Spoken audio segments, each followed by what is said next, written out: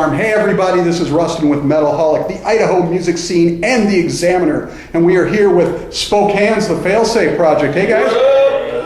Well, you are down here in Boise for a hell of a show tonight. Thank you so much for making the trip. Thank you. Thanks for having us. Yeah. I have been told that you guys are like the biggest thing in Spokane.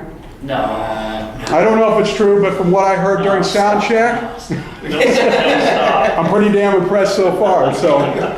So for the rest of the world and for those here in Boise, tell us a little bit about the Failsafe Project, how long you guys have been together, sort of how you came together, and the backstory, if you will.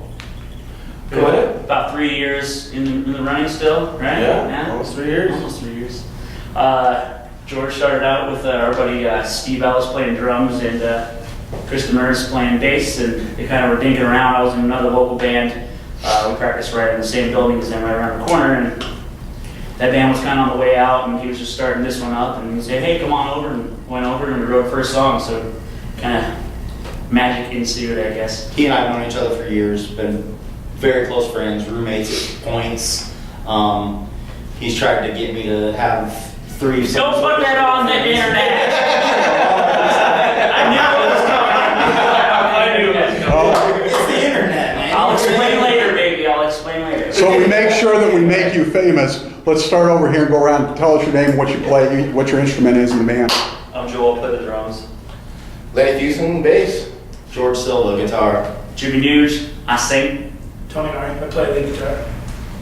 Awesome. So now you guys have been road warriors lately. I've been checking out. Every time I turn around, you're like on the other side of the Pacific Northwest. You guys are all over. How do you, I mean, I'm assuming you guys have to have day jobs too. Okay, this is why the Obama administration needs to be removed from now.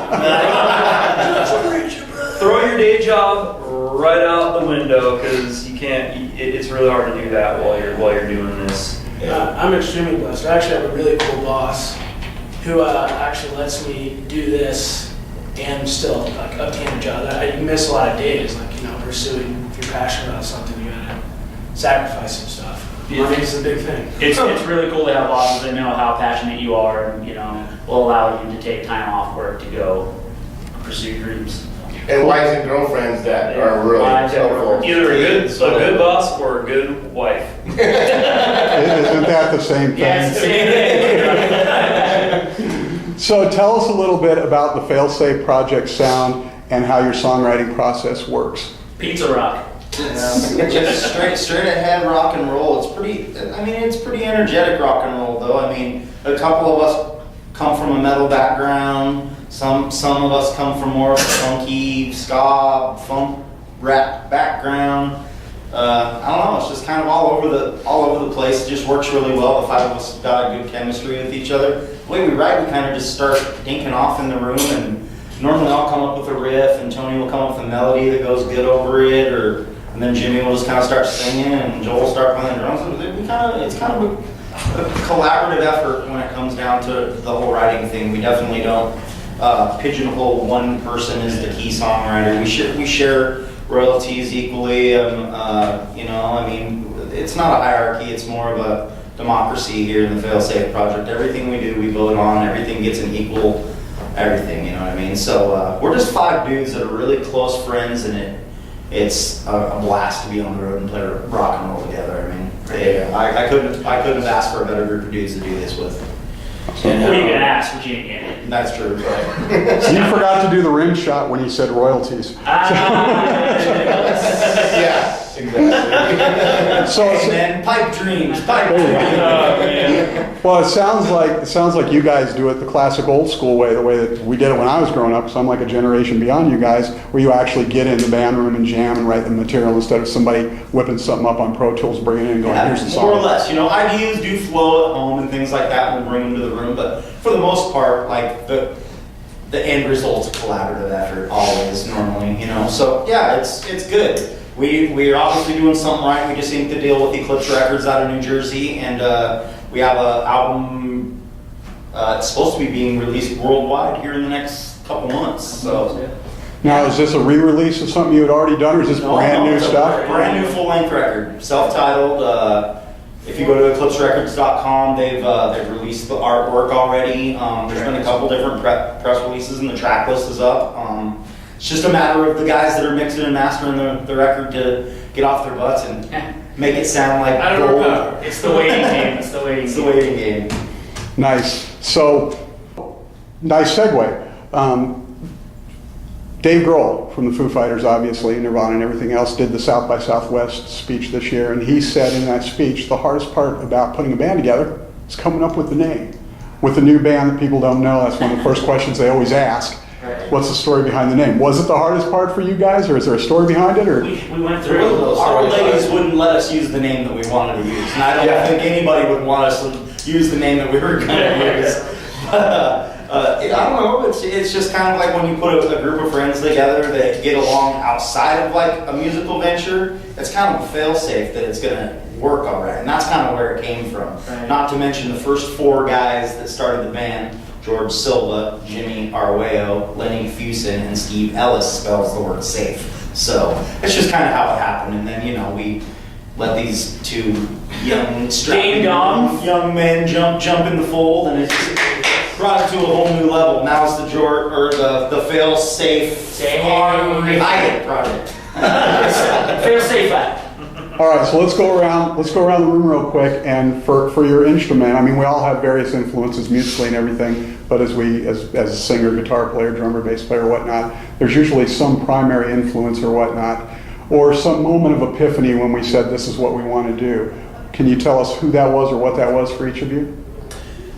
I kind of started out playing guitar, but when Korn came out, basically when Korn came out, I was the biggest David Silveria fan ever, and He has a tattoo of his name across. yeah, pretty much.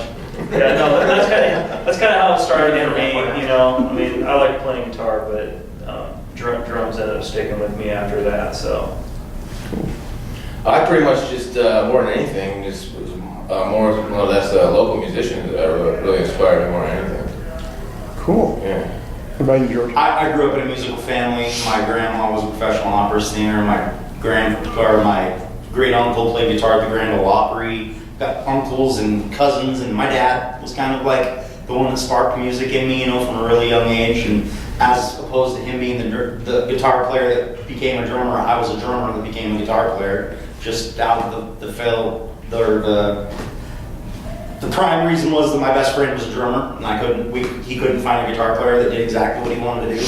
So it kind of put a spark under my butt to start learning guitar.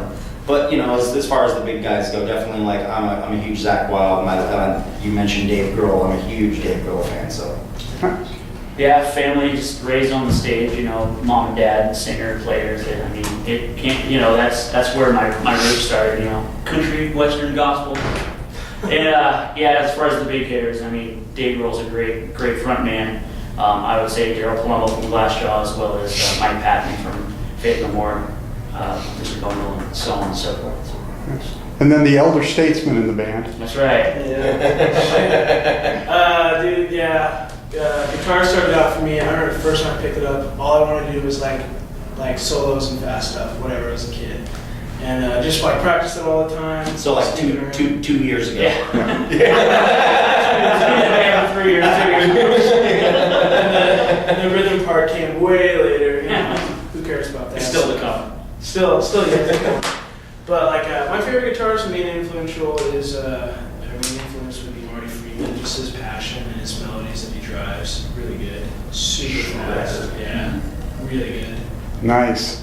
So just for fun then, before we get out of here, since you mentioned Marty Friedman, and he's the one that gave me this question 25 years ago. Wow. Say it. Whose bathwater would you most like to drink? Oh, God. So many names come here. I got it. In the band? No! I was like, that is not happening. Well, we're not gonna go there, but if you choose We to. can tell you some stories about some black bathwater. We won't go into Some that. gnarly. So many names come up. I would say Kenny Loggins, because you're gonna enter into a danger zone, so might as well just do it. There it is. Oh. There it is. Okay. I drink my wife's bathwater on a daily That's so basis. sweet. That is the fail-safe answer.